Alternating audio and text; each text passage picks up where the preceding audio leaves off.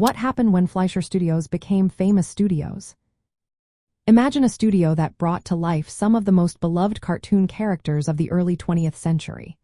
Fleischer Studios was known for creating Betty Boop, Popeye, and Superman cartoons. These characters became icons of the golden age of animation. But behind the scenes, the studio faced serious financial problems. They made movies like Gulliver's Travels and Mr. Bug Goes to Town, but these films didn't do as well as hoped. This put a strain on the studio's finances. Paramount Pictures, which had been funding Fleischer Studios, decided to step in. They called in their loans and took control of the company.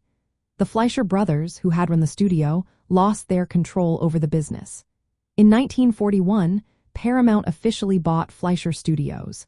The studio kept working under the Fleischer name until November of that year. Then, in July of 1942, Paramount renamed it Famous Studios. Even though the name changed, the studio kept producing cartoons. They continued making Popeye cartoons, which were still popular with audiences. They also introduced new characters like Casper the Friendly Ghost. However, the new studio's cartoons became more predictable and less inventive than the Fleischer era.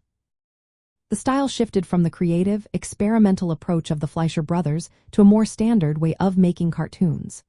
Despite the change, the characters created during the Fleischer years still live on.